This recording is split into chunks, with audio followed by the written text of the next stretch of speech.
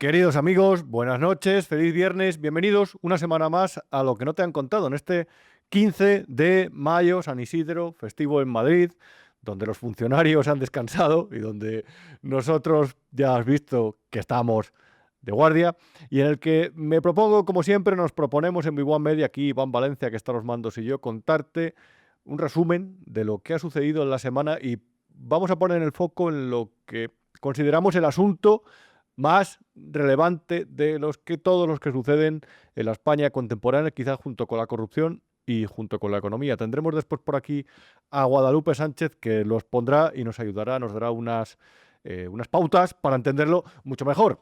Mientras tanto, ya sabéis que estamos a las puertas de unas elecciones de Andalucía que se celebrarán el domingo. Tendrás aquí un especial conducido por Jano García de su programa Libertad, en el que estaremos y en el que, de verdad, estaremos al último detalle de todo lo que suceda después de los comicios, cómo quedará el recuento, a cuánto ascenderá el golpe de María Jesús Montero, conseguirá Juanma Moreno mayoría absoluta, tendrá que gobernar con Vox porque se quede a 1 o 2 escaños, como vaticinan algunas de las encuestas.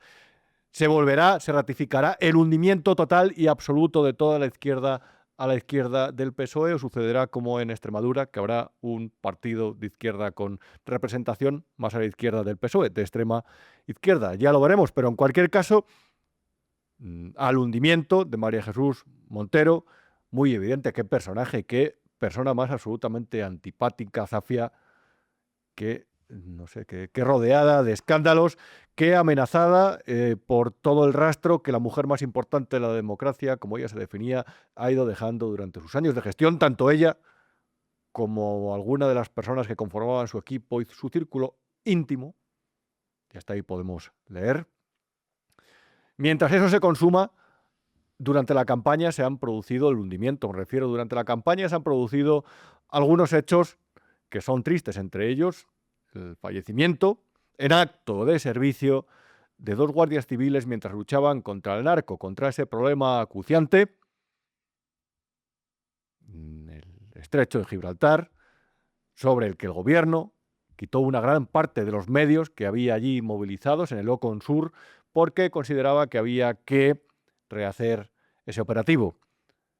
Cada muerte que se produce en esas circunstancias, cada alijo también que se consigue pasar a España hace plantearse siempre a los guardias civiles por qué se levantó, y a la sociedad en general, yo diría, por qué se levantó ese dispositivo. El caso es que tuvo un lapsus que a lo mejor ilustra sobre lo que es su alma, María Jesús Montero, que fue el de decir que estas personas habían tenido un accidente laboral, habían muerto en un accidente laboral, no, habían muerto en acto de servicio, intentando defender la seguridad, intentando mantener España libre de la acción de los malvados con los que el Partido Socialista tuvo gestos, por ejemplo, retirar el Ocon Sur, el dispositivo de seguridad y de lucha contra el narcotráfico en el estrecho de Gibraltar y en el campo de Gibraltar.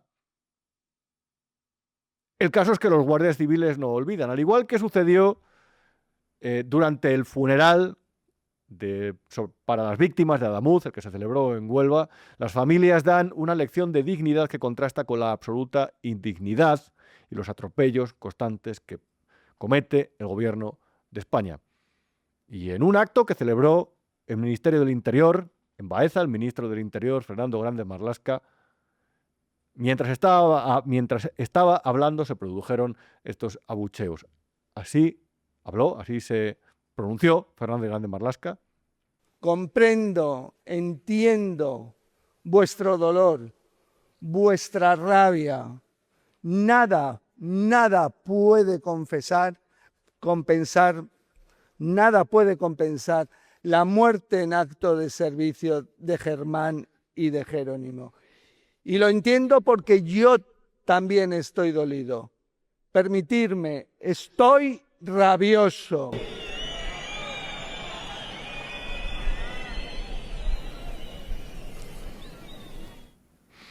Ahí se escuchaban a lo lejos los abucheos. En realidad sonaron así.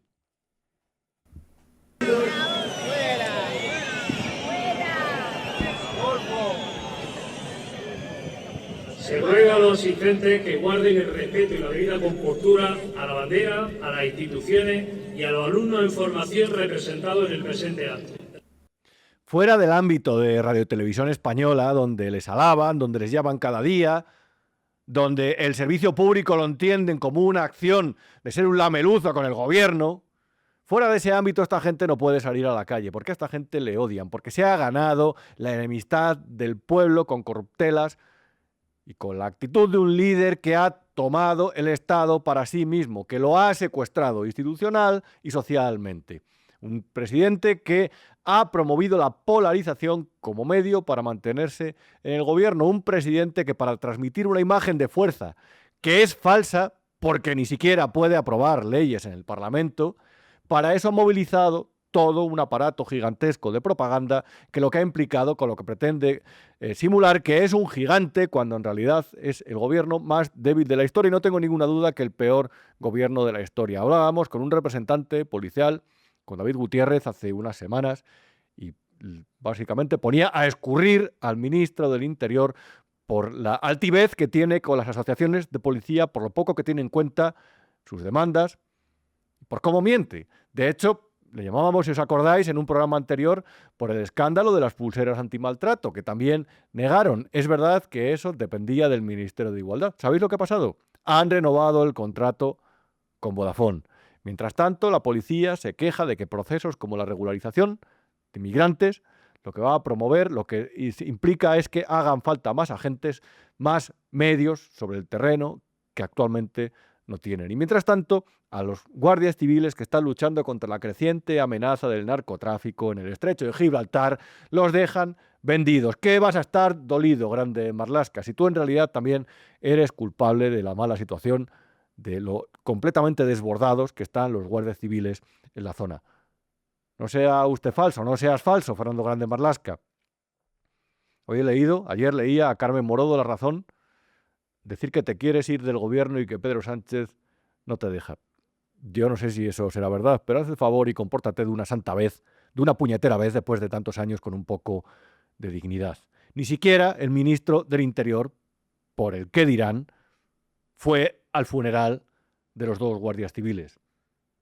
Ni siquiera el ministro del Interior, nadie del gobierno fue al funeral de dos guardias civiles caídos en acto de servicio. Eso sí, para las payasadas, para la propaganda, para rascar la barriga a los amigos mediáticos siempre están. Como por ejemplo cuando el Gran Wyoming celebraba el 20 aniversario de su programa en La Sexta. Nos ve desde Madrid. Mira lo que nos Menudo baño de realidad para Wyoming. Acabo de ver el análisis que hacíais sobre las gafas inteligentes que llevé estos días durante mi viaje a China. Hay que ver qué revuelo cada vez que llevo gafas. Aquí tengo otras. Fernando Grande Marlaska, Urtasun, Óscar Puente, Elma Sainz, Mónica García, Félix Bolaños y el propio Pedro Sánchez participaron del aniversario, del 20 aniversario del intermedio. El propio Pedro Sánchez también participó en el aniversario de Polonia, que es al igual que al igual que Illa y al igual que toda la plana mayor de la sociedad catalana. Polonia, el programa de humor, no lo juzgo, que cada cual vea en la televisión lo que le dé la gana, aunque eso se paga con los impuestos de todos los españoles, no solamente de los catalanes. Cuando toca estar con el pueblo, no van. No van. Cuando toca ser respetuoso con las víctimas, con las de Adamuz, con estas o con las de Valencia, montan escraches, politizan la situación cuando toca. Y luego dicen, como Fernando Grande Marlaska, que también sienten rabia. Evidentemente ellos no son los culpables de lo que hacen los narcos, pero ellos son los que tienen que dotar a los dispositivos de los medios que necesitan, de los cuales se han quejado las asociaciones de las fuerzas de seguridad del Estado, que no hay suficientes medios, ni aquí, ni en el Estrecho, ni en el resto de España, en las zonas donde ha incrementado la población, pero no los medios policiales. Que se dejen de falsedad, que se dejen de engañar a la gente de una santa vez. Los votantes de Extremadura, de Aragón y de Castilla y León ya se lo han hecho ver. Están muertos. Están con el respirador del dinero público que inyectan en sus medios propagandísticos. Y están preparando las siguientes elecciones. Nos hablará Lupe actualmente dentro de un tiempo, unos minutos de todo eso. Mientras tanto, el pueblo no los quiere, solamente su secta, solamente a quienes todavía convencen de que son un gobierno que está ejerciendo de muro de contención contra la ultraderecha, enemigo que están inflando todo lo que pueden, pero que evidentemente hay un punto en el que desbordará ese mensaje y se verá, intuyo, no lo sé, espero, se verá que todo era falso, que todo era una estrategia, una argucia para mantenerse en el poder. Esto va de ministros dedicados a lo que no se tienen que dedicar, a ir al programa de Guerra en Wyoming, a estar con Javier Ruiz todas las mañanas, o con Inchaurrondo, a hacer el paripé del hantavirus el pasado fin de semana, y cuando toca estar con el pueblo, con los españoles, con los familiares de los guardias civiles muertos, no van porque no se atreven. Pero cuando toca hacer las payasadas de turno, ahí están. Ahí estaban. Ya no digo la ministra de la propaganda, Sara Santaolalla, que también estaba ahí, sino también Ana Redondo, ministra de Igualdad, que siempre está al quite en ese tipo de cosas, que está encabezando una campaña para transmitir que vamos a ver dónde nos lleva, esa campaña. Os lo llevo avisando, advirtiendo un tiempo. Esa campaña que dice que en España te persiguen por ser mujer progresista. Están intentando meter eso en el cerebelo de la población. Y es mentira, es mentira. Es una completa falacia. Prueba de ello es que la denuncia que puso Sara Santaolalla a Vito Aquiles por agredirla, decía, a las puertas del Senado es archivado. Porque es mentira. No, es que se vio las cámaras que ni la tocó. Pero siguen con el paripé, con el show, con el que dice que por ser mujer de izquierdas uno está en peligro en este país. Ese es el principal objetivo, parece ser, del Ministerio de Igualdad. Bueno, y el de renovar también el contrato de Vodafone de las pulseras antimaltrato. El que había puesto a mujeres en peligro. Pero reitero, el principal objetivo del Ministerio de Igualdad, transmitir que las mujeres de izquierda están en peligro, corren peligro en este país.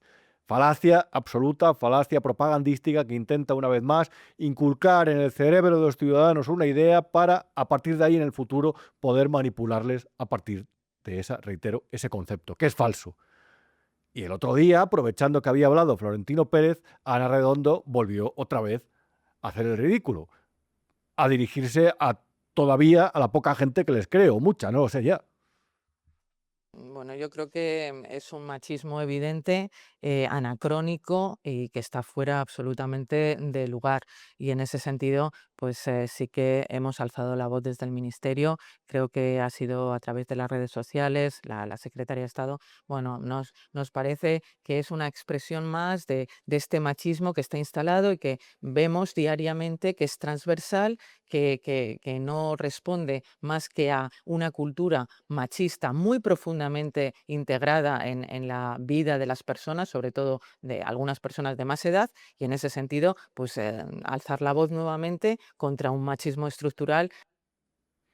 Florentino Pérez es un señor de 79 años que salió el otro día a dar una rueda de prensa para hablar del Real Madrid. El Real Madrid no es un problema nacional, es un equipo de fútbol. Habló como un señor que juega al dominó en el bar del pueblo. Lo que hizo ver que también detrás de estos empresarios que surgieron de los años 40 y que triunfaron en los años del milagro español, hay costumbres que no han abandonado porque se criaron antes de 1959. Se criaron en la posguerra y tienen comportamientos castizos. Comportamientos que no se ven en otros empresarios. Tú puedes estar de acuerdo o no. A mí me parece un comportamiento de gañán. ¿Qué quieres que te diga? Pero también eso no es óbice para reconocer que ha sido un gestor futbolístico inmenso. Pero es un señor que hablaba del Real Madrid. No es un problema nacional el Real Madrid.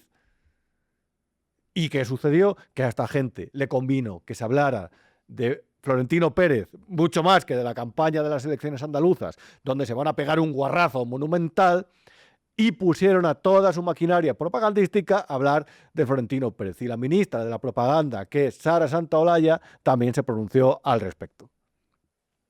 Y reducirlo a un tema de fútbol es reducirlo a querer mirar a otro lado. Lo que pasó ayer abre camino a poder decir lo que soy Florentino Pérez y que se vayan cayendo muchas caretas. Oye, Pero si no tuviese poder político y mediático, no tendría poder empresarial. Yo no voy a criticar a una persona que es el líder, que lleva la principal constructora a nivel mundial. Se te olvida otra cosa.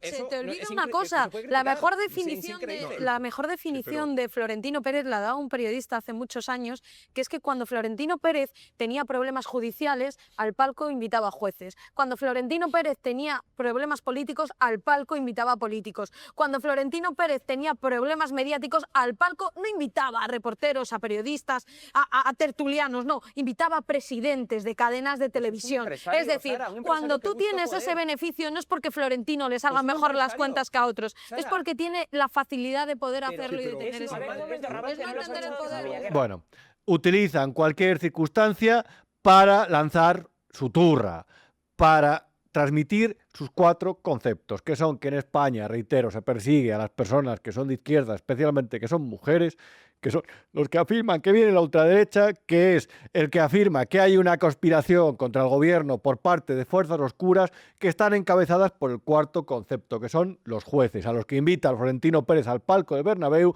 porque los jueces se venden, porque les invitan a ver un partido del Real Madrid y les meten en la habitación donde está el catering, la fondue de chocolate y el jamón serrano, y el himno de la 10ª cantada por un tenor.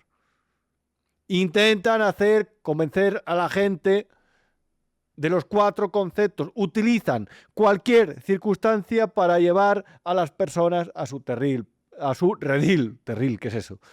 Para arrimar el ascua a su sardina. Y lo hacen constantemente, es puro peronismo. Cuando se les pone un objetivo entre ceja y ceja, cuando alguien se interpone en su camino o cuando a alguien le pueden utilizar para intentar polarizar, dividir a los españoles y llevar a España hacia el terreno que no es democrático, hacia el que se dirigen, que es el de una tiranía camuflada, cuando lo pueden hacer, lo hacen. Y ponen todos sus medios a su servicio. El que más se ve es el de Radio Televisión Española. Pero los fontaneros, los ministros, directores generales, funcionarios de su cuerda y jueces de su cuerda también, trabajan intensamente para ello. Trabajan cada día para efectuarlo, para degradar la democracia española, para que pierda intensidad, para que se convierta en un escenario por el cual ellos gobiernen, tanto cuando están en Moncloa como cuando están en la oposición. Eso es peronismo puro, eso es kirchnerismo puro. Que se lo pregunten a Macri, lo que sucede cuando uno intenta enfrentarse, con sus errores, por cierto, al sistema institucional peronista. Que se lo pregunten a Milei. Cuando un partido se comporta de esa forma en un país, actúa con esa estrategia y pone tanto y tanto dinero en propaganda, ahí están ahora comprando con contratos en televisión española influencers, cuando hace eso, da igual que gobierne o no, va a tener siempre el poder. Y te lo llevo repitiendo desde el pasado septiembre. La estrategia de este curso de Pedro Sánchez, hasta ahora que va a activar la máquina electoral en el próximo Comité Federal, ha sido la de polarizar cada vez más a la sociedad española porque le convenía que Vox ganara terreno frente al Partido Popular y sobre todo, preparar el terreno para tener una oposición cómoda para el Partido Socialista si pierde el poder en 2027 e insoportable para quien gobierne España. Eso es propio de un tirano. Eso es propio de alguien que busca en realidad un sistema autoritario. Te lo venimos advirtiendo desde hace mucho tiempo. Ponen cada circunstancia al servicio de sus intereses. Inventan relatos de forma constante, como si la realidad española fuera una serie de ficción estadounidense. Tienen relato que funciona mañana, tarde y noche. Intentan convencerte de lo que tú piensas, de que lo que tú piensas con sentido común, desde la razón, es falso. Que lo irracional que ellos defienden es lo verdadero. Y caen en cosas que cuando las analizas fríamente dices, ¿me estás tomando por imbécil? ¿Me estás tomando por imbécil? Esto es lo que dijo el otro día Silvia Chaurrondo después de la payasada, el número, el circo, la cortina de humo del hantavirus. Esto es lo que dijo sobre el concepto de cuarentena voluntaria, haciéndote creer que una cuarentena puede ser voluntaria. Un ciudadano que desembarque en ese barco voluntariamente va al Gomezulla. Ahora, si no quiere ir, que es Te obligan. es la coerción, ¿no? Digamos, esa medida coercitiva, Pero no que es voluntario. perfectamente... Claro, Silvia, no Bueno, es no, pero voluntario, quiero porque decir dices, que- bueno, tú vas si quieres, pero si no te No, voy a pero- obligar a ir. Pero quiero decir, por Hay una interpretar prueba, bien, estamos hablando a ver, de por ley. interpretar bien y por, de verdad, con la mejor intención todo lo que está pasando. Un pasajero desembarca y no se le obliga a ir. No, no pueden obligarle a ir. Le dicen, oiga, voluntariamente vaya al Gómez-Ulla. Y lógicamente con este virus, que a todo el mundo le cabe en la cabeza, pues ese ciudadano dirá, voy al Gómez-Ulla. ¿Qué es una cuarentena voluntaria? ¿Qué es? ¿De qué están intentando convencer a la gente? En realidad ni me importa. Lo que me importa es que se han pasado 4 días, 3 o 4 días durante la... Bueno, más, de hecho, porque ya empezaron con esto la semana pasada. Desviando la atención sobre lo demás con el hantavirus, con el numerito del barco. Es curioso porque estos días ha salido que había un crucero con 1.100 personas, o 1.700, no recuerdo muy bien, que habían tenido un brote de gastroenteritis, otro virus. Norovirus se llama, norovirus, ¿verdad? Les han atendido dentro del barco. Les han dicho que no bajen hasta que ese virus desaparezca de allí, se atenúe. En cambio aquí la circunstancia aconsejaba trasladarlos y montar el numerito. Y mostrar cómo estaba ahí todo el palco de autoridades, todas las autoridades hablando en el micrófono sobre lo que había que hacer. Y mientras tanto, la corrupción. Mientras tanto, estamos esperando la sentencia sobre el caso Koldo, las mascarillas, una parte del caso Koldo. Y mientras tanto, publicaban mis compañeros del Confidencial el otro día, la que para mí es una de las grandes exclusivas de este año, nuevas investigaciones judiciales acorralan a Zapatero por presunto blanqueo de capitales a gran escala. Y leo, el dinero atribuido a Zapatero tiene, todo esto es presuntamente, tiene su origen en el cobro de presuntas comisiones ilegales por mediar ante gobiernos y administraciones públicas para favorecer a empresas de su entorno con subvenciones y contratos. Posteriormente, esos ingresos irregulares fueron trasvasados a mercantiles instrumentales, sociedades, mediante operaciones comerciales simuladas para reintroducirlos en el circuito monetario. Las indagaciones de las autoridades de las fuerzas de seguridad del Estado han permitido vincular a Zapatero con activos inmobiliarios que mantenía ocultos. Otra cosa que negó en el programa de Alsina. Los hechos que se desprenden de las pesquisas serían constitutivos de blanqueo de capitales castigado entre 6 meses y 9 años de prisión y pertenencia a organización criminal, sancionada con entre 1 y 8 años de cárcel, entre otros posibles delitos. Si recuerdas, aquí en uno de los primeros programas, creo que fue el primero o el segundo, te hablamos de la agencia de las hijas de José Luis Rodríguez Zapatero. Y te hablamos de una empresa que todavía no conocíamos a qué se dedicaba, pero que estaba ahí entre sus clientes, que se llamaba Análisis Relevante, que es la del tal Julio Martínez. Otro de los empresarios afines a Zapatero que casualmente estaba vinculado con Plus Ultra y casualmente era cliente de sus hijas.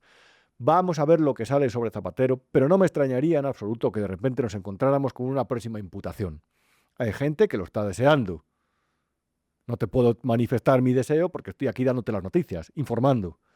Pero hay gente que lo está deseando. Y hay gente que a lo mejor está esperando todavía que se explique el por qué la actividad intensa de los negocios, como hombre de negocios de Zapatero, desde el momento en el que renunció a su puesto y sueldo vitalicio en el Consejo de Estado. Esto nos intentan hacer ver hacer que miremos a otro lado, que miremos a Vito Quiles, que miremos a Florentino, mientras esto sucede. Y esto sucede a la par que otra de las personas que dijeron que era el Botones Sacarino Anacleto agente secreto, que es Víctor de Aldama, denunciara esto hace unos meses, que publicó también nuestro querido Alejandro Entramasaguas en el debate el otro día. Moncloa tuvo 15 llamadas con el portavoz de Aldama para evitar que el empresario tirara de la manta. Esto fue cuando empezó a hablar. Si recordáis, en el Tribunal Supremo el otro día dijo Víctor de Aldama que había recibido llamadas de ministros y que lo podía aprobar, y que podía aprobar la lista de llamadas. De esto habló hace unos meses en el programa Horizonte, el pasado febrero. Yo creo que hasta ahora he demostrado que yo no digo nada si no tengo la seguridad de que eso va a pasar o va a salir. Presidencia del Gobierno, el de gabinete de presidencia del Gobierno. O sea, si es una llamada de teléfono, puede haber registros de las llamadas, lógicamente. Pues a lo Y mejor puede son haber... cosas que se van a aportar. ¿Para qué le llamaban? ¿Qué le ofrecieron? ¿O qué le querían ofrecer? ¿Quién le llamó? ¿No decía esta gente que no conocía de nada a Víctor Aldama, que era un extraño, un ajeno? A ver si es que los luchadores contra los bulos son unos mentirosos, unos embusteros patológicos, unos mitómanos, como decía el propio Víctor Aldama. A ver si Víctor Aldama tiene material, como decía el otro día su abogado, para poner en serios apuros a Francina Armengol y a Ángel Víctor Torres. Víctor Ángel. A ver. Le han intentado desacreditar desde el principio y una buena parte de lo que ha dicho se ha ido cumpliendo. A esto no conviene, no quieren mirar, como tampoco quieren que se mire estos días a esto también que publicó Alejandro, el entramado del ex número 3 de María Jesús Montero en Hacienda cobró presuntamente 1,2 millones de euros tras anular a un empresario una multa de 16 millones de Hacienda.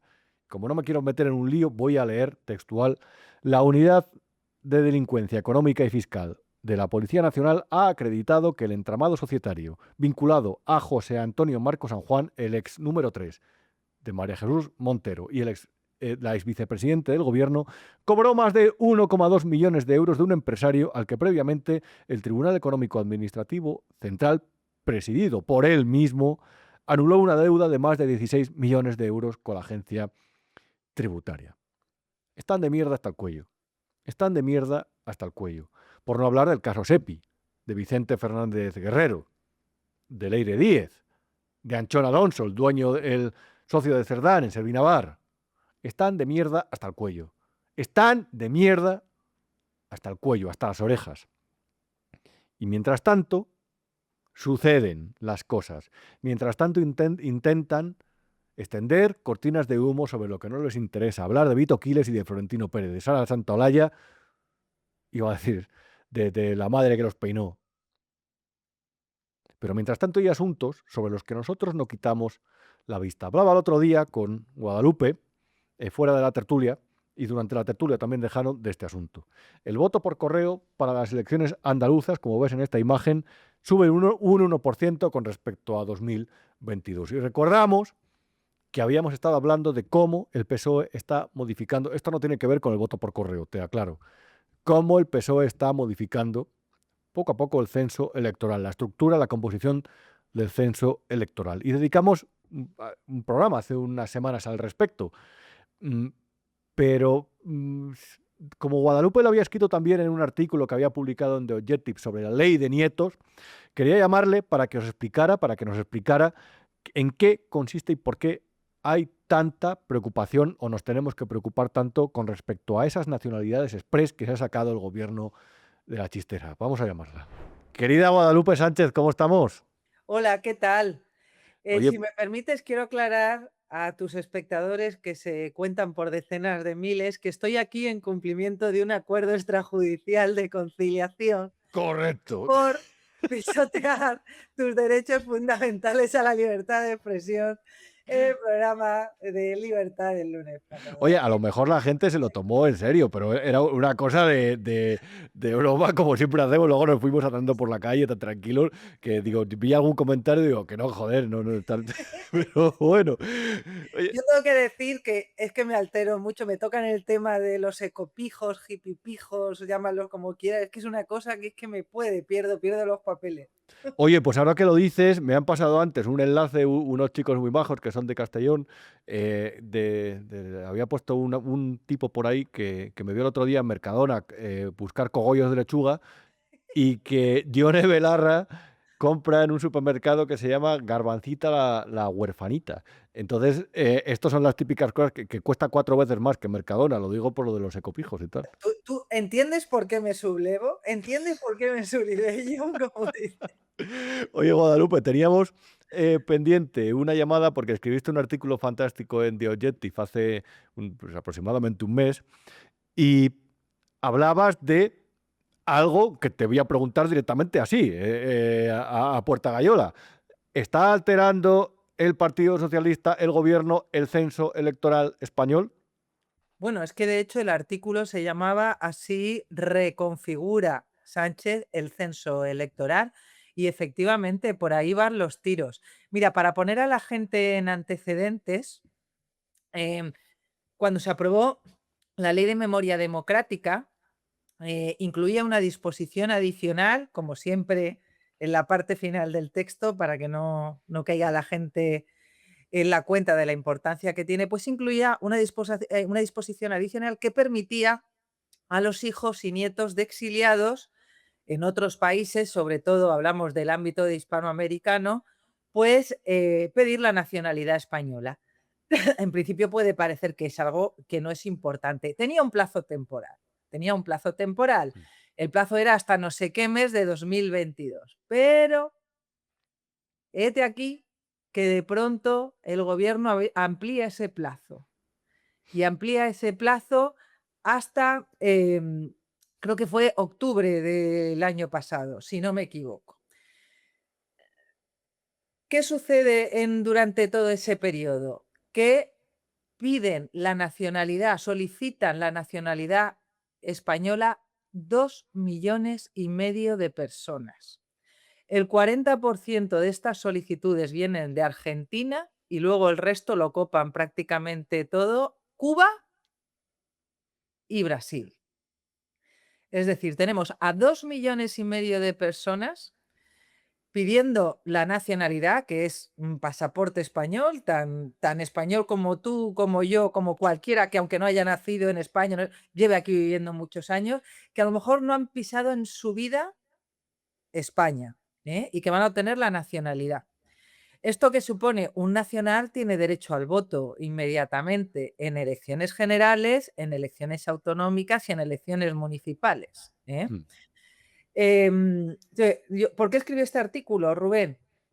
Porque evidentemente 2,5 millones, el impacto en el censo ya de esas 2,5 millones de personas que consiguen la nacionalidad es brutal. Es brutal. Pues, tienes que tener en cuenta además que en el momento, que esto es lo que la gente no entiende muy bien cómo funciona, en el momento en el que tú eres nacional, si te vienes a vivir a España, tú no tienes que pedir la reagrupación familiar como cualquier inmigrante que viene con su permiso de residencia o que se legaliza por una de estas regularizaciones extraordinarias y luego tiene que cumplir unos requisitos para poder traer a miembros de su familia. No, vamos a llamarlo así para que la gente lo entienda, la reagrupación es inmediata. Es como se aplica el régimen comunitario. Tú sabes que yo, como española, me voy a Francia y me puedo ir a Francia con toda mi familia y no hay ningún tipo de problema. Es decir, los trámites son sencillísimos y la documentación es mínima. Pues igual, el argentino que consiga su pasaporte allí puede votar él directamente con el pasaporte y si opta por venirse a vivir a España, pues puede traerse a toda la familia sin ningún tipo de inconveniente, pues como si hablásemos de un comunitario. O sea que podemos hablar de un impacto mucho mayor todavía del que inicialmente suponen esos 2,5 millones. Y además, otro dato que es muy relevante para que la gente entienda la gravedad de la situación y por qué algunos, tú incluido, hemos advertido de esto y de que estar atento a esto, es que por ahora se han aprobado, creo que el 98%, Eso es. El 98%. 98%, eso es. Se han rechazado 7.000 de medio millón, creo que era así. Se han aprobado en torno a unos 500, 600.000 y apenas se han rechazado 7.000. Es decir, que el porcentaje de éxito de la solicitud no es, bueno, han pedido 2,5 millones, pero se lo van a dar a 600.000 o 700. No. El porcentaje de éxito es muy alto. Es decir, que de 2,5 millones, pues a lo mejor vamos a tener a 2,300,000 más todo lo que implica eso en el ámbito de la reagrupación familiar, ya no solo para el voto, sino imagínate si vienen a vivir a España, pues para la saturación de los servicios públicos, que es algo que ya está bastante tensionado. Sí, eso es muy evidente. Yo de verdad, hablábamos estos días y nos whatsappeábamos y decíamos, ¿cómo esto de verdad no se considera uno de los grandes problemas nacionales? Es decir, tenemos el domingo en un par de días las elecciones de Andalucía. Hemos visto Extremadura, Aragón y Castilla y León. Y hemos visto un hundimiento evidente de la izquierda. Por cierto, los resultados del voto cera, que es el que llega desde el exterior, son mucho mejores para los socialistas que los que evidentemente se han visto en las urnas. Entonces yo pensaba, es que claro, como este proceso, como esta gente tenga, estos nuevos españoles tengan una participación relevante, los resultados que va a arrojar unas generales con respecto a las autonómicas van a ser muy diferentes. ¿Cómo van a negar ellos que esa maniobra evidentemente buscaba eso? Y sobre todo, ¿cómo se está tomando desde la oposición con tanta tranquilidad algo que es tan grave? ¿Qué esperan? ¿Ganar ellos ese voto? Es que no lo entiendo. O sea, hay algo que no me entra en la cabeza, Guadalupe. A mí me parece una cantidad de votos nuevos preocupantes como para pasar de puntillas. Sobre todo, mira, lo primero es que tienes a gente cuyo único vínculo con nuestro país puede que haber sido pues tener un abuelo o un bisabuelo republicano, ¿eh? Ese va a ser el Claro. único vínculo, porque ya sabemos todos quiénes eran quienes se marchaban a Hispanoamérica, pues mayormente los perdedores de la guerra civil. Claro. Entonces, ese puede ser su único vínculo con nuestro país. Entonces, va a tomar decisiones sobre políticas que no le van a afectar a él directamente. Esto es la primera cuestión que a mí me parece grave y alarmante, porque cuando se habla desde los partidos de la oposición, no sin razón, que se está regalando la nacionalidad, es verdad que tú no puedes, yo creo que no hay nada parecido, nada similar en ningún país occidental de nuestro entorno, es decir, que en un periodo tan corto de tiempo se estén regalando millones de nacionalidades a personas que no tienen un vínculo directo con el país en el sentido de que, oye, no es como los que se fueron del País Vasco a los que había que dejar votar en el País Vasco porque precisamente se marcharon debido a una situación de violencia en las que estaba en peligro su vida, con lo cual lo que sí que existía ese vínculo entre su lugar de residencia anterior, aunque hubieran cambiado, o se hubieran ido a vivir a Madrid o donde fuese. No, aquí estamos hablando de gente que hace generaciones, 1 o 2 generaciones, que no tiene nada que ver con España y que va a tomar decisiones igual que nosotros. Eso punto número 1. Y punto número 2, cuando hablamos de que están pasando de puntillas, oye, mira, por ejemplo, no sé si la gente lo sabe, pero ¿te acuerdas de Paco Salazar? Después de Efectivamente. Ábalos, de ser secretario general de organización del PSOE, entró Cerdán y tras dimitir Cerdán como secretario de organización del Partido Socialista, el nombre que estaba en la lista, el que iba a entrar, era un señor llamado, ¿cómo se llama? Paco Salazar, ¿vale? El de la Bragueta. ¿Qué pasa? Que le sacan unos mensajes muy comprometidos de, pues, anónimos, eso sí, de acoso y tal, a compañeras del partido. Lo vemos comiendo con la que entonces era, a pesar de las denuncias, con la que entonces era la portavoz del gobierno, Pilar Alegría. Después de esta situación en la que se le señala, pero no se acaba de materializar ninguna denuncia, Paco Salazar abandona España. ¿Dónde se va Paco Salazar a trabajar como consultor electoral? Freelance. Lo que quiera que sea eso, a Argentina. En Argentina se acumulan el 40% de estas solicitudes, Rubén.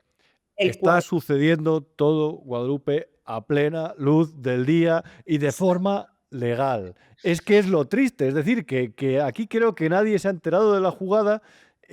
Y luego, además, te quería hacer 2 preguntas para no entretenerte mucho, que además sé que estás muy ocupada y la verdad me da un poco de apuro entretenerte más. Luego está el frente de la regularización. Esto no afectaría, en principio, para las elecciones generales de 2027, ¿verdad? No, la regularización, digamos que va por otro lado, ¿vale? La regularización significa que 500.000 personas que ya estaban residiendo ilegalmente en España pasan a ser legales, ¿eh? Es decir, se crea una cierta situación de desigualdad respecto de aquel inmigrante que vino con todos los papeles intentando hacerlo todo bien, pues el que vino mal va a estar, gracias a este proceso de regularización extraordinario, va a estar en la misma situación que el que vino intentándolo hacerlo todo bien.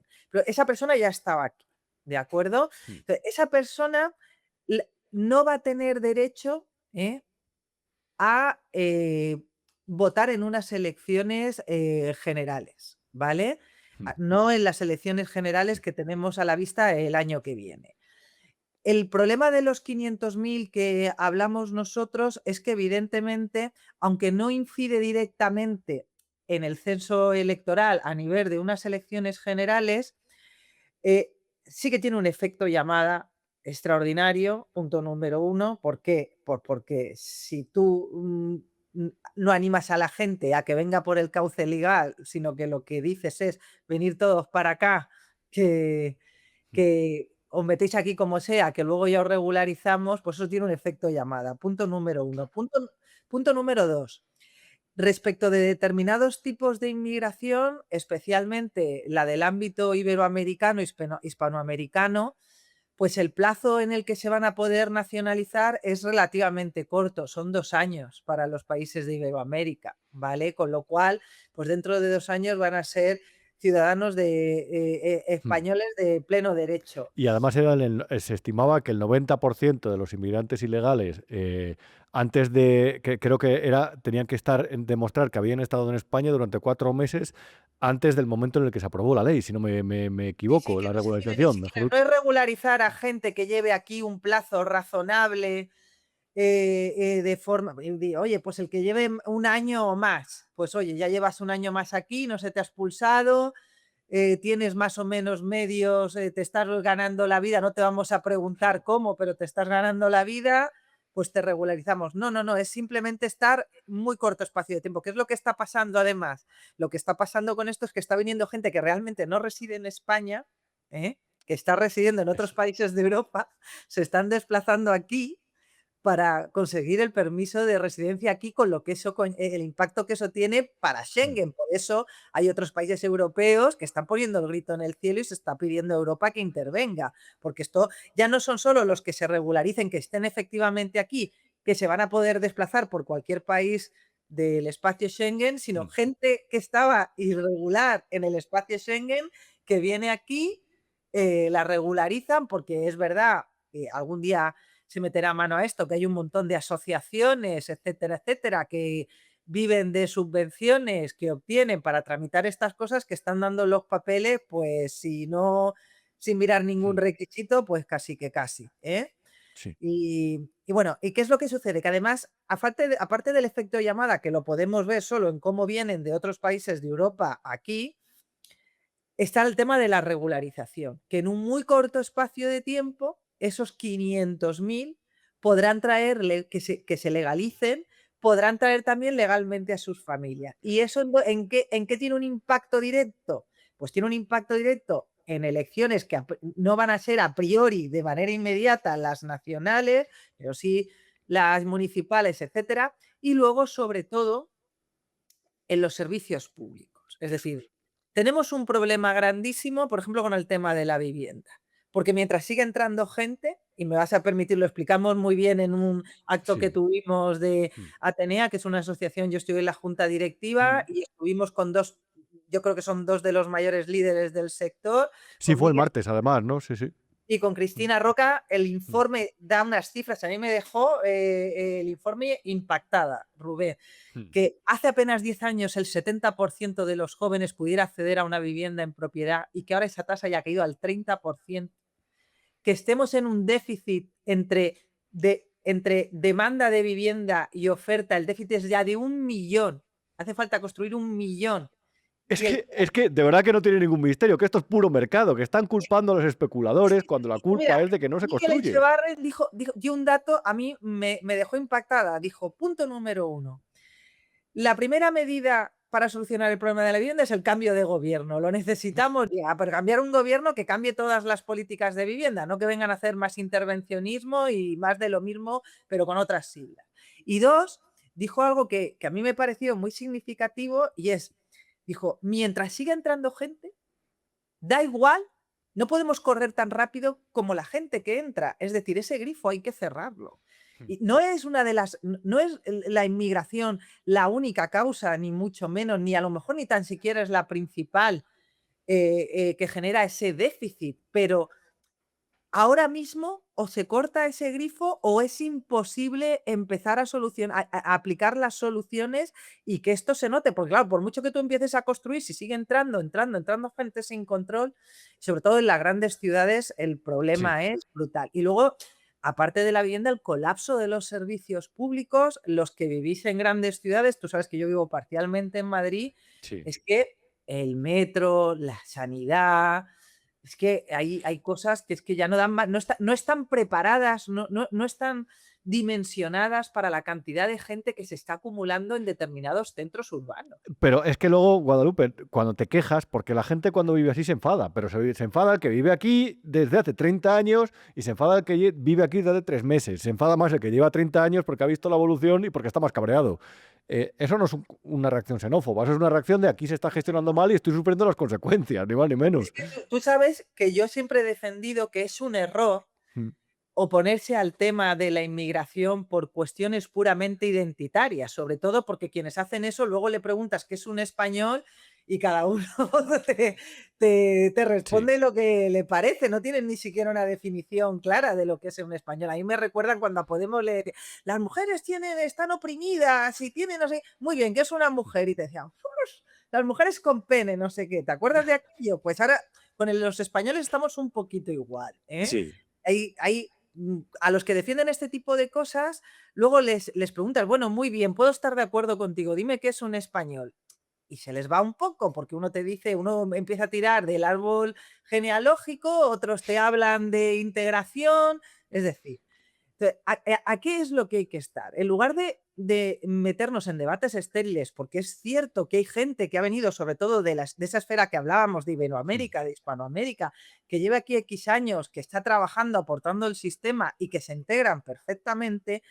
Yo es que de verdad ponerme a discutir si son españoles es que me parece una pérdida de tiempo. Yo lo que quiero discutir es algo que es impepinable, que son datos y que son cifras, y que tenemos un país dimensionado para 40 millones de personas, 40 y pocos si aprietas. Y somos 50 Y y, somos 50 y lo que está por venir, porque a eso... y el turismo que también utiliza los servicios públicos. Y es que somos muchos. Rubén, mira, de los 2,5 millones que se están nacionalizando en Cuba, en Brasil o en Argentina, con que venga 1 millón con todas sus familias, que no van a venir solos, es que es un disparate. Hablamos de censo electoral y hablamos de colapso de los servicios públicos del país. Si nadie está diciendo que no necesitemos, además que se necesitan inmigrantes para determinados trabajos, porque los españoles nos hemos vuelto todos universitarios y nadie quiere hacer según qué cosas, si no es a cambio de sueldos que el mercado ahora mismo no puede pagar.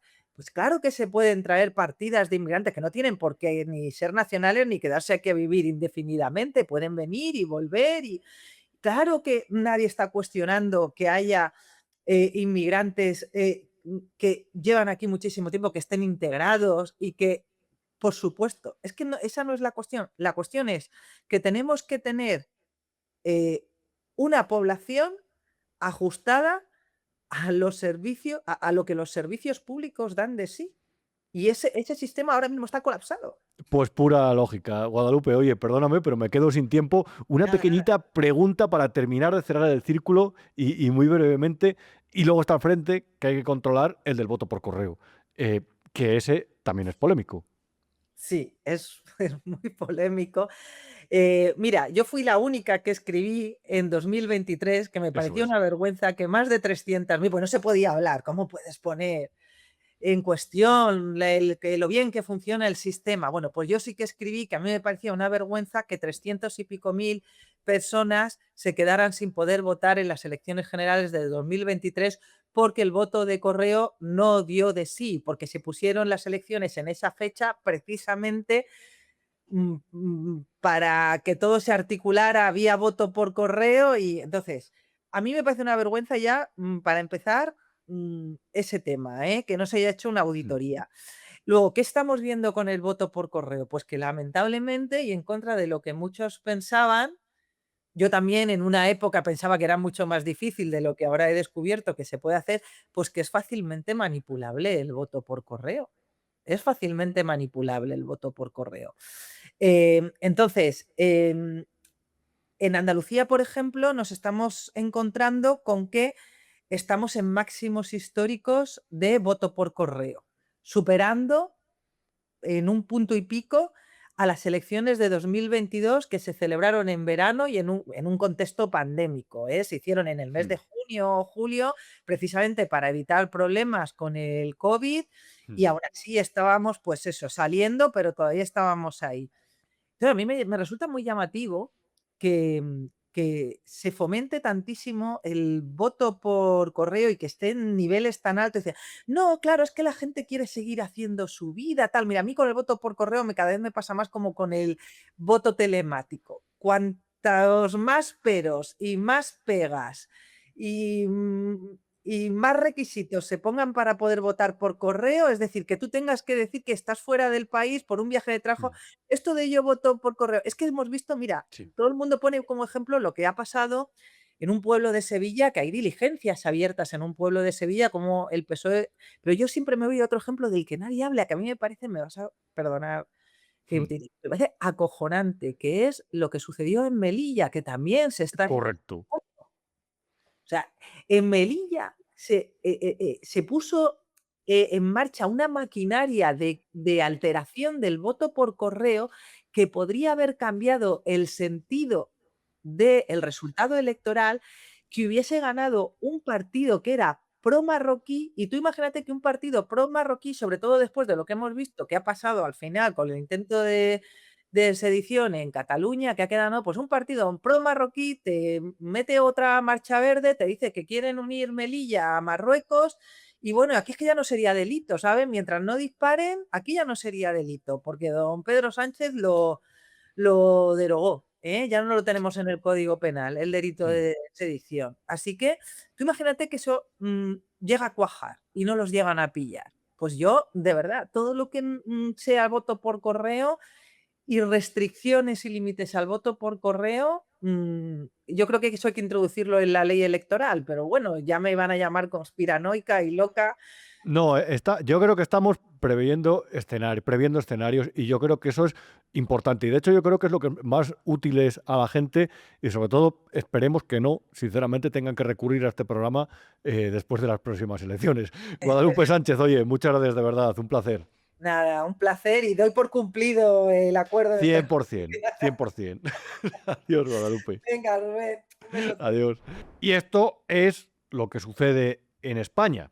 Un gobierno cada vez más cuestionado, un gobierno que cada vez genera más desconfianza incluso en algunos de sus socios de investidura, pero que en el exterior está teniendo cierto éxito a la hora de lavar su imagen. El New Yorker, publicación asociada a las élites intelectuales neoyorquinas, publicaba un largo artículo estos días en el que hablaba de Pedro Sánchez como la némesis de Trump, como la persona que ha acertado en su planteamiento para transformarse en una especie de oposición líder de la oposición internacional al presidente de Estados Unidos y sus aliados. Hablaba de Irán, hablaba de Gaza, hablaba de cómo defiende la regularización de inmigrantes con respecto a lo que opinan el resto de los países europeos, y a mí esto me recordaba a otro fenómeno que ha sido habitual a lo largo de la historia, y es cómo esos clubes de los inocentes, esos tontos útiles, esta prensa que no analiza más allá de los titulares,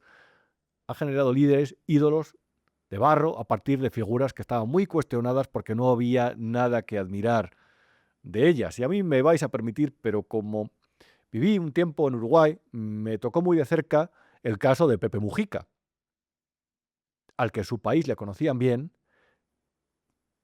el que se opuso en su día, que en paz descanse, por cierto, el que se opuso en su día a la tradición de Tarras a España, cuando los sucesos del hospital de clínicas allí, y que aquí, gracias a los tontos útiles de la prensa, a los palmeros de la izquierda nacional e internacional, que no saben nada, no leen, no saben de nada, simplemente leen frases motivacionales, memes, y se quedan con ello, pero hace mucho daño, porque mienten, y a veces de forma inconsciente, yo diría, porque trasladan una visión de la realidad que no es cierta. Esos tontos útiles que en su día a dictadores como Stalin, como al propio Pol Pot, les consideraron hasta simpáticos por estar en el lado del mundo que ellos consideran correcto, han generado en los últimos años múltiples, y digo múltiples, figuras, les han ensalzado de la izquierda cuando no eran en absoluto nada admirables. Y el caso de Pepe Mujica fue muy evidente, y el de Jordi Évole también, porque fue el que más contribuyó a que aquí en España se le considerara prácticamente un santo. El presidente pobre, el que vivía en una chacra a las afueras de la ciudad, en una chabola. Él lo pintaba así. Que es muy raro que un presidente del gobierno viva así.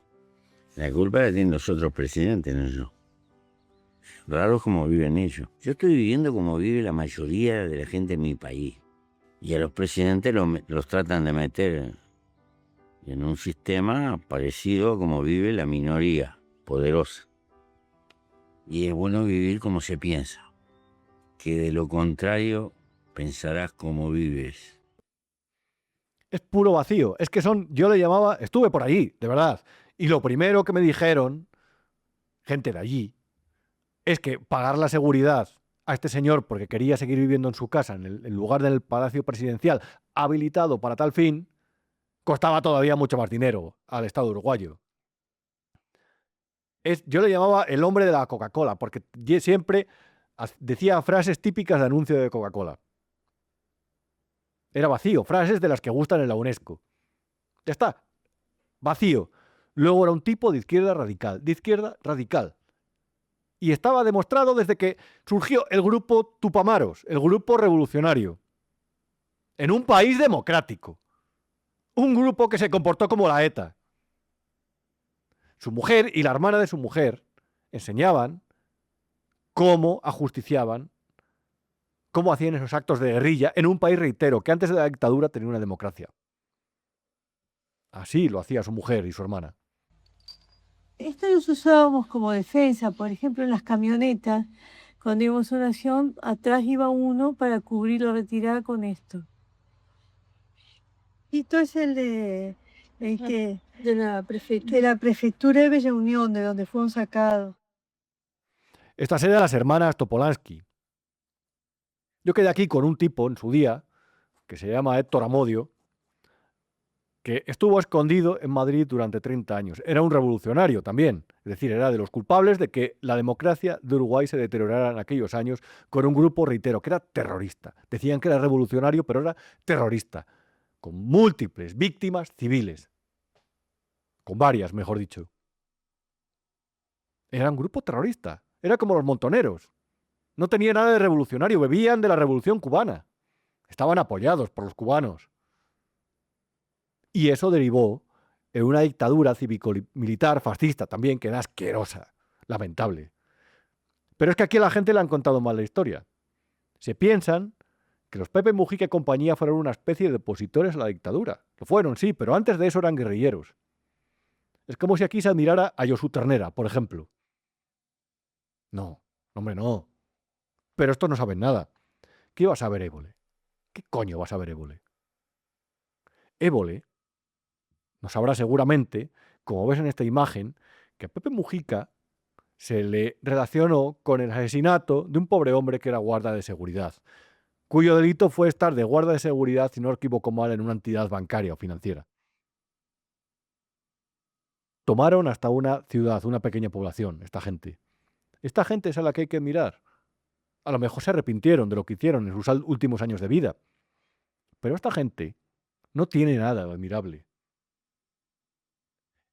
El mecanismo de la izquierda para convencer a través de tontos útiles de que grandes líderes, de que son grandes líderes personas que se oponen a ese discurso de Occidente, ese mecanismo está bien engrasado. Y crean becerros de oro todo el rato. Becerros de oro todo el rato.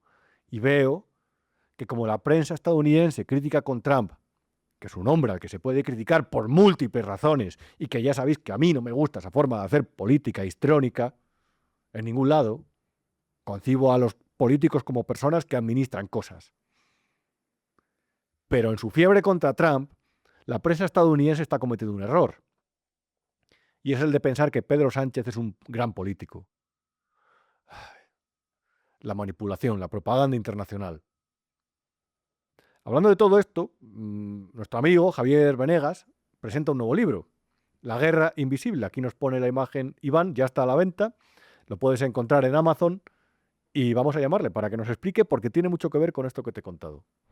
Javier Venegas, un placer tenerte por aquí. Enhorabuena porque veo que presentas La guerra invisible, tu 7º libro.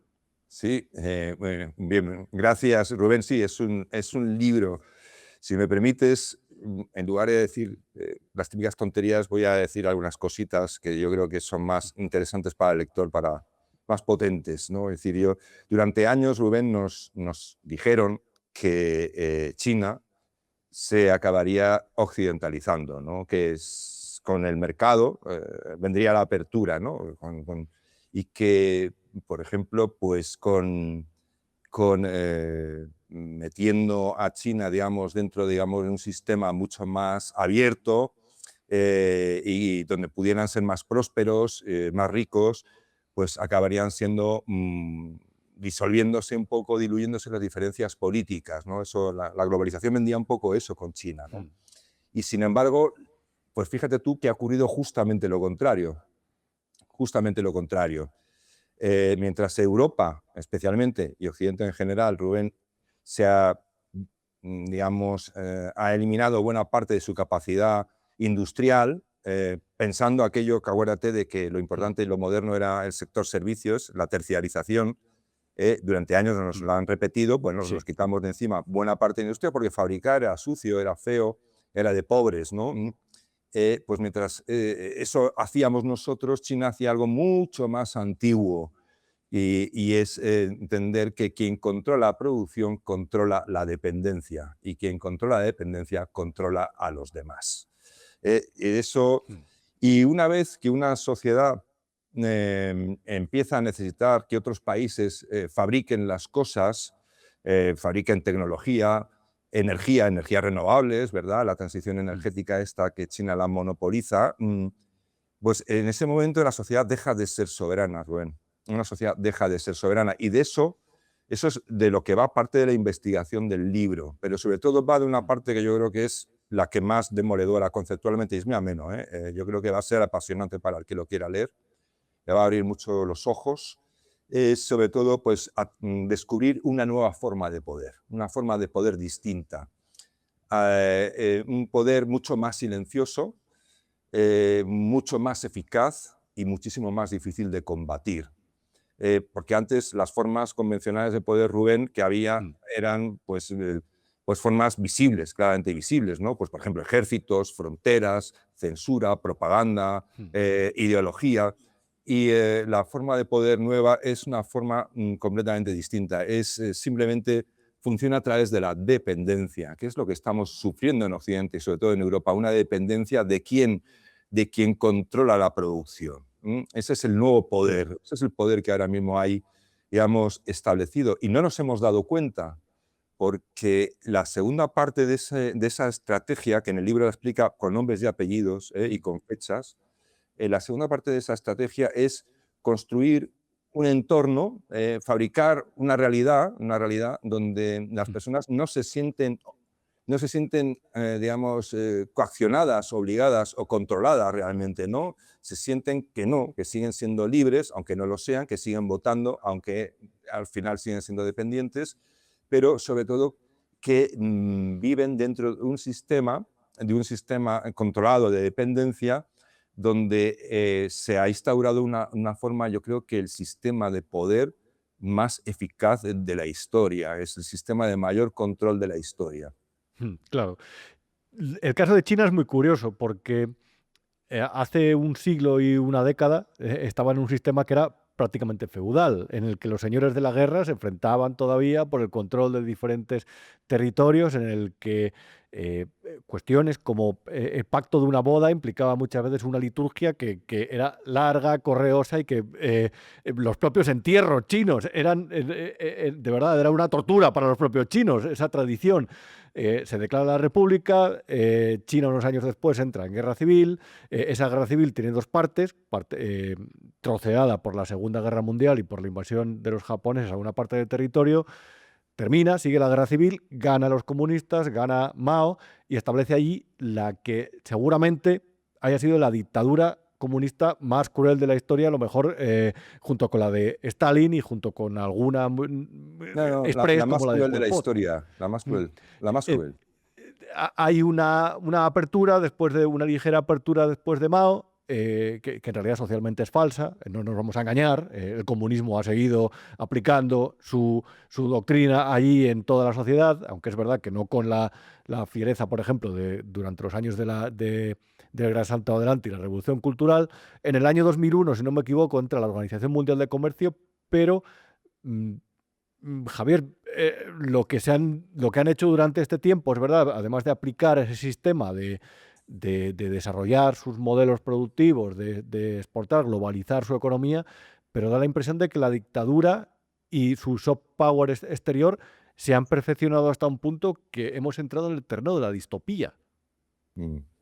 Bueno, es que el libro toca todo eso, porque sobre todo, a ver, arranca con un personaje, no voy a hacer spoiler, pero es decir, todo esto empieza realmente, esa metodología que tú dices tan perfeccionada, tiene un origen y no es precisamente en China, donde tiene un origen en un despacho muy gris de Berlín, y no es en Berlín reciente, me remito al Berlín de los años 20 del siglo pasado. Ahí empieza el libro y arranca con un método que tuvo mucho éxito entonces y que no desapareció, no murió con el personaje, sino que el método siguió latente y se renueva ese método. Ese método es el que básicamente utiliza la dictadura china. ¿No? Estos no son los chinos, ¿vale? Estos son el régimen chino, ¿no?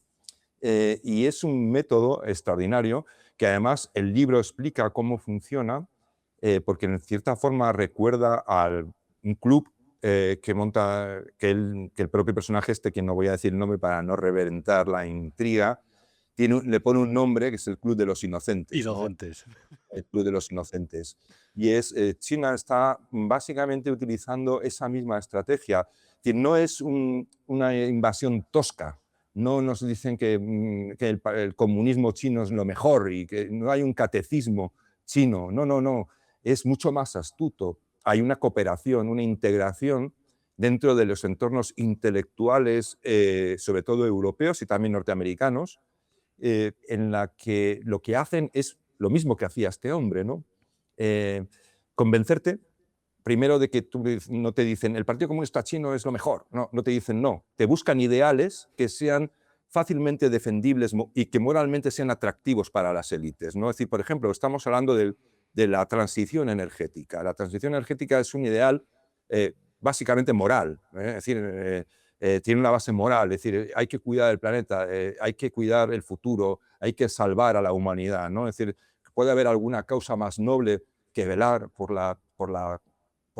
que no haya un apocalipsis, ¿no? Es decir, entonces, lo que hace el aparato chino es, por un lado, tiene otras cosas más crudas, ¿no? Pero por un lado es convencer, jugar a ese juego de hacer creer a las personas, a esos intelectuales, que las ideas que defienden son realmente suyas, porque son buenas, ¿no? Porque nacen de su bondad y, sin embargo, son ideas que les han trasladado, ¿no? Que son mensajes que han sido trasladados y ellos los defienden como si fueran suyos, porque no se sienten obligados a defenderlos, no sienten que están compelidos o coaccionados para defenderlos, sino que son grandes ideales y que, por lo tanto, eso que encaja también con la mentalidad occidental, ¿no? de ser buenos, ¿no? De estar del lado correcto de la historia, de esa superioridad moral, encaja perfectamente con esa forma, con ese poder de injerencia, ¿no? De injerencia y de control. Pero hay mucho más, Rubén, hay muchísimo más. Es que es extraordinariamente complejo el sistema por decir así, de propaganda, porque es eso, la mejor propaganda es la que no parece propaganda. Eso es. Eso es. No vamos a destripar el libro. Es muy interesante ese enfoque. De hecho, lo voy a devorar, creo. Está a la venta ya, por cierto, Javier. Sí, está a la venta en Amazon, en Amazon.es. Lo tenéis a la venta en papel y en ebook, en formato libro electrónico, para que se adapte a la costumbre de cada lector. Y ahí ponéis La Guerra Invisible, Javier Venegas con B de burro, y ahí aparecerá inmediatamente. Claro, pero más allá de eso, lo voy a devorar además, porque me interesa mucho el tema, hay una pregunta que es la del millón y se me ocurre, por ejemplo, pensando en empresas como Huawei. ¿Tan infiltrados estamos? Enormemente. Y además es que hay una parte, el libro se divide en 4 partes, y una parte tercera es exclusivamente sobre España, porque España no es un peón menor, ¿eh?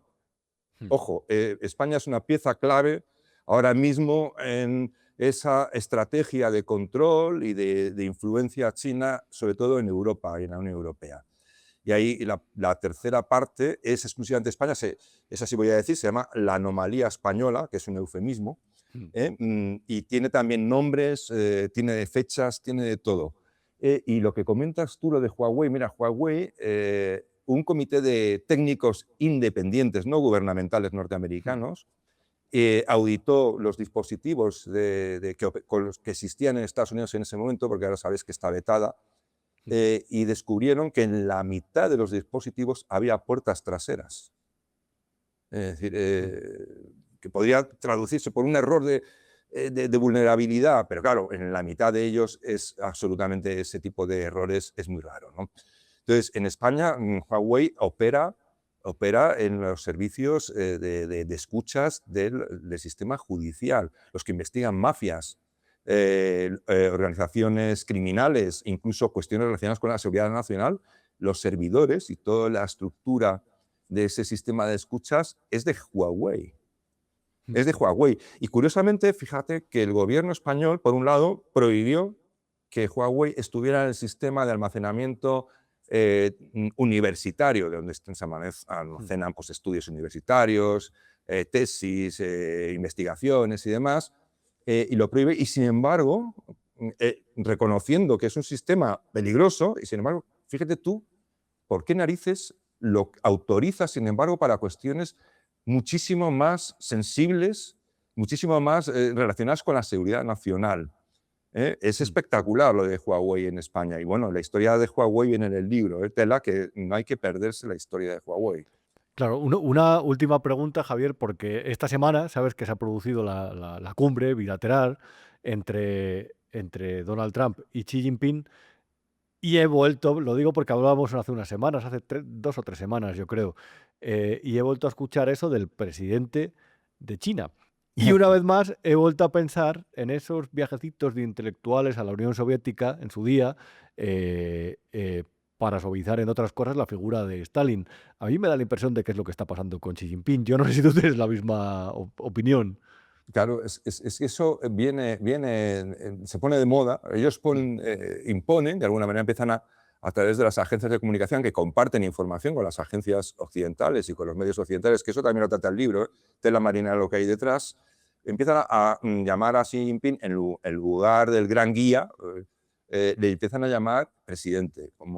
Y es una intención clara. Es decir, China es una dictadura, vamos a ver. Y a pesar de que estemos nosotros tan mal y nuestras democracias estén tan maltrechas, hay un salto abismal entre el régimen chino y cualquier democracia europea. No nos engañemos.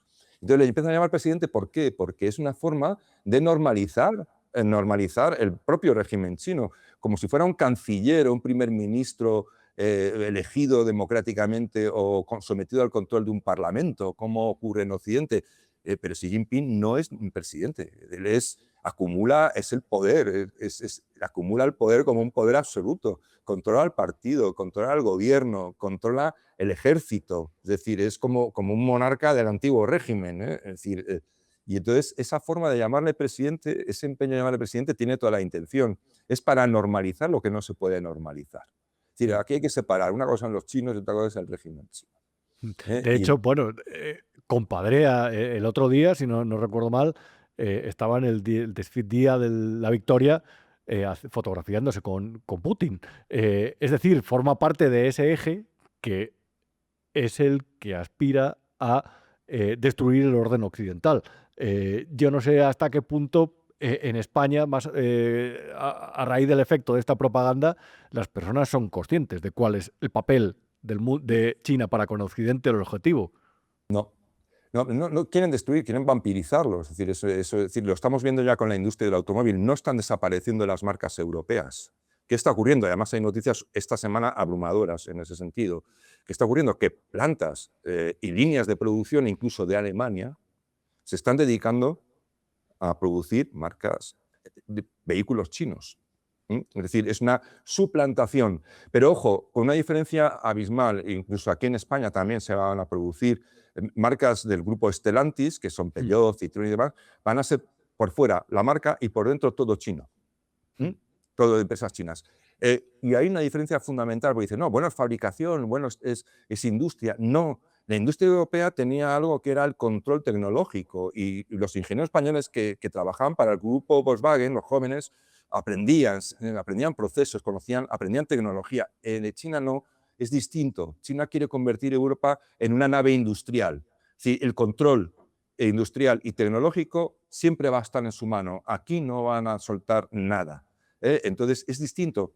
No se produce una evolución industrial, sino un cambio de paradigma en la industria europea. Vamos a dejar de tener el control sobre la industria y realmente no vamos a fabricar, vamos a ensamblar. Vamos a ser las manos, los braceros de una industria dirigida por unas élites que no se van a mezclar con nosotros, que van a ser estancas y que van a mantener el control del conocimiento fuera de nuestro alcance. Y bueno, está ocurriendo incluso en Volkswagen, te digo, es que una de las principales factorías, la más moderna, va a ser subarrendada a China. Esto también va a ocurrir en España, en Zaragoza, que la propia Ford va a tener que hacer coches que van a ser Ford porque pone Ford. Pero básicamente es un cascarón donde todo lo que hay dentro es una marca china. Y eso es muy importante entenderlo, porque no es lo mismo tener un trabajo cualificado y tener una tecnología y un control tecnológico, que es lo que da riqueza, lo que da luego buenos sueldos, lo que da luego un futuro a la gente joven, que ser simplemente peones o braceros de una industria controlada por otros. En fin, la guerra invisible. Javier Benégar, mucha suerte con este 7º libro, de que voy a devorar, porque reitero, me interesa mucho el tema. Muchos éxitos y gracias por estar un rato con nosotros por aquí. A ti, Rubén, y a los espectadores también, un fuerte abrazo.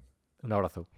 Y vamos con la última sección, el pueblo sabio, que le ha querido dedicar a las elecciones de Andalucía. Te recuerdo otra vez que estaremos el domingo aquí en especial de En Libertad, en directo, con Jano García, a los mandos, dirigiendo el programa, para ofrecerte en directo lo que sucede durante el recuento de la noche electoral en Andalucía. Cita fundamental, reitero, Pedro Sánchez va a activar el mecanismo electoral en la comisión ejecutiva, el comité ejecutivo, que va a convocar ya para los próximos días. Y a partir de ahí se extenderá hasta 2027, cuando quiera convocar elecciones, pero vamos a cambiar de fase política. Y todo va a ser después de las elecciones andaluzas. Y yo os preguntaba esta semana en el grupo de Telegram, aquí pondrá Iván como todas las semanas el cartelito, ¿qué opináis que va a pasar en estas elecciones? ¿Se va a pegar el gran batacazo Marisú? ¿O tendrá Juanma Moreno mayoría absoluta? ¿Tendrá que gobernar con Vox?